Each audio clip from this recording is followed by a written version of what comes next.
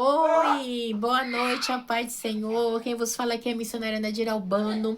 Hoje é dia 22 de janeiro de 2026. Hoje é uma quinta-feira. Estamos começando mais um momento João 3:30, que ele cresça, que eu diminua. Como de costume, vamos estar orando. E logo em seguida, vamos estar passando para a preciosa palavra do Senhor. Amém?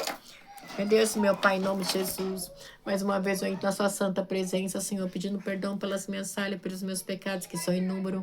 Meu Deus, me perdoa porque eu pequei no pensar, no falar, no agir.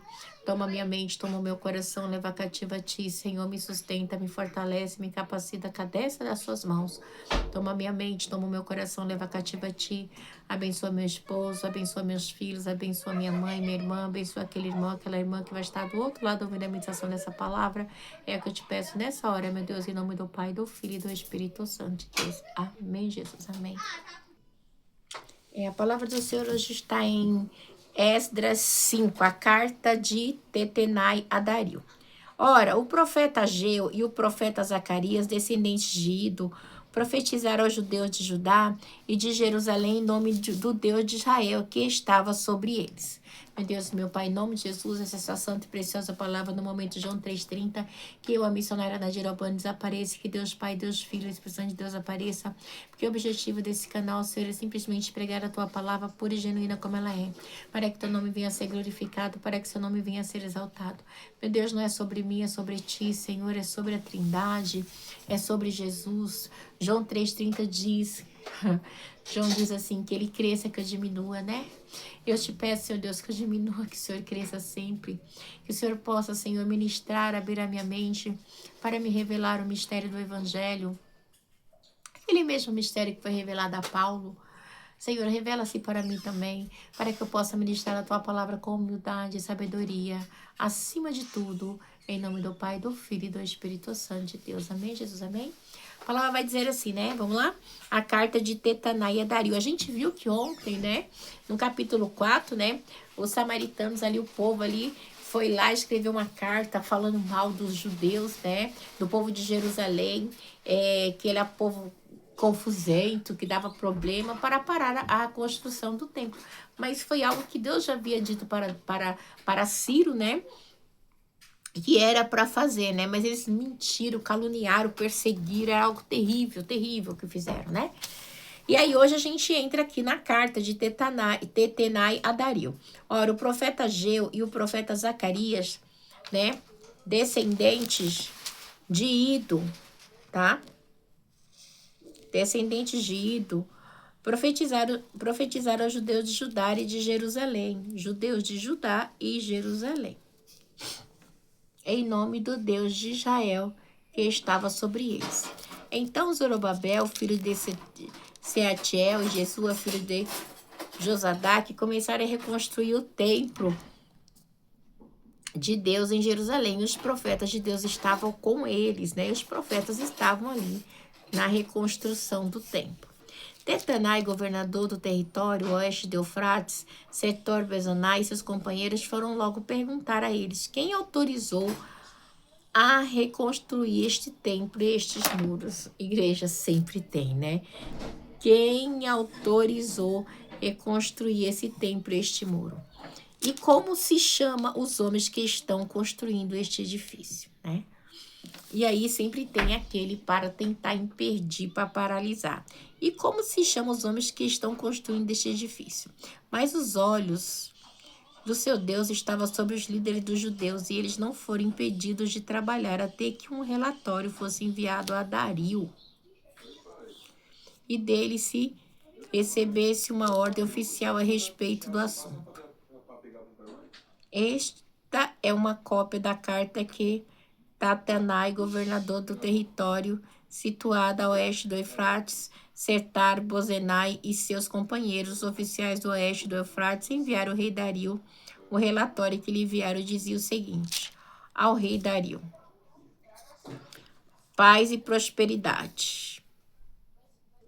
E aí, igreja, diz assim: informamos ao rei que fomos à província de Judá, ao templo do grande Deus. O povo está reconstruindo com grandes pedras e já estão fixando as vigas de madeira nas paredes. as obras estão sendo executadas com diligência e apresentando rápido progresso. Igreja, eles se incomodavam tanto com a construção do templo porque representava a casa de Deus. Igreja, o diabo, ele sempre vai levantar pessoas, situações para querer paralisar a obra de Deus na minha e na sua vida, né? Então, quando eu vejo isso aqui, a gente trazendo para os dias de hoje, não é diferente. Quantas pessoas se levantam para impedir aquilo que Deus tem para mim, para a sua vida, né? Não quer reconstruir, que a gente fique firme na presença do Senhor, né? Querem nos desanimar, nos entristecer de tudo quanto é maneira. Então, perguntaram aos líderes que autorizou a reconstruir este templo e estes muros. Também perguntaram o nome dos líderes para que os registrássemos para as tuas informações. Essa é a resposta que nos deram. Então, eles vão fazer contenda mesmo. Vai perguntar quem autorizou, né? Quem foi os líderes que autorizou? Como assim reconstruir os muros, né? E aí, diz assim no 11. Esta é a resposta que nos deram. Somos servos do Deus dos céus e da terra e estamos reconstruindo o templo edificado há muitos anos. O templo que foi reconstruído e terminado por um grande rei de Israel. Mas visto que os nossos antepassados irritaram o Deus dos céus, ele os entregou nas mãos dos babilônios, Nabucodonosor, rei da Babilônia, que destruiu esse templo e deportou o povo para a Babilônia. Esse é o resumo, né? Então ele fez um resumo, né, do que aconteceu no templo. Resumo do cativeiro, né? E isso, igreja, incomodou sim, né? Incomodou.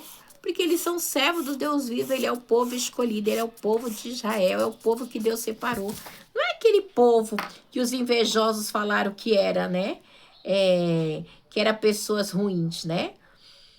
Que era problemáticas, né? Esse era o feedback que o inimigo deu no quarto, tá? Que era pessoas problemáticas, que era pessoas que queriam fazer confusão, né? E não era verdade, tá bom? Para quê? Para paralisar a obra de Deus. E vamos lá. Contudo, no seu primeiro ano como rei da Babilônia, o rei Ciro emitiu um decreto ordenando a reconstrução desta casa de Deus. Aleluia. E ele até mesmo tirou do templo da Babilônia os utensílios de ouro, de prata, da casa de Deus, os quais Nabucodonosor havia tirado do templo de Jerusalém e levado para o templo da Babilônia. O rei Ciro os confiou a um homem chamado Sesbazar, que ele tinha nomeado governador. Então mostra aqui, né, que Deus, né, tá no controle. E aí, o que acontece? E aí eles continuam. E no 15, e lhe disse, leve estes utensílios, coloque-os no templo de Jerusalém e reconstrua a casa de Deus. Reconstrua a casa de Deus em seu antigo local. Então, Sebazar veio e lançou o alicerce do templo de Deus em Jerusalém. Desde aquele dia o templo tem estado em construção, né? Mas ainda não foi concluído. Então, eles começam a contar. Igreja, a luta para construir o templo, né? E essa construção... tipo assim, a gente vê que é algo espiritual, né? É espiritual. Por quê? Porque onde há o templo ali, há adoração, há sacrifício, há levitas, há sacerdotes do Senhor. Né? Há um ritual que Deus havia dado para o povo e eles não queriam. O inimigo quer que Deus seja adorado? Não, de jeito nenhum, né? No 17. Agora, se for do agrado do... Agora, no 17.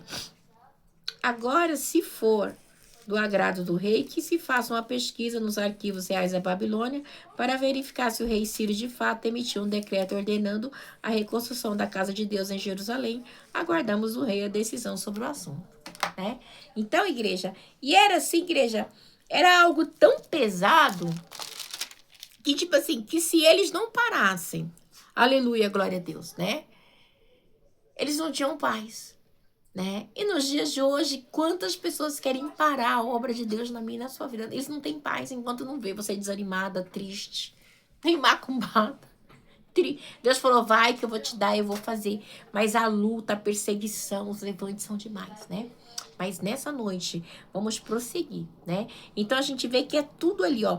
Zacarias, Ageu, né? Neemias, Esdras, Daniel, Jeremias, tá tudo interligado aqui, nesse meio dessa história que é tremenda, igreja. Tá bem maravilhoso. né?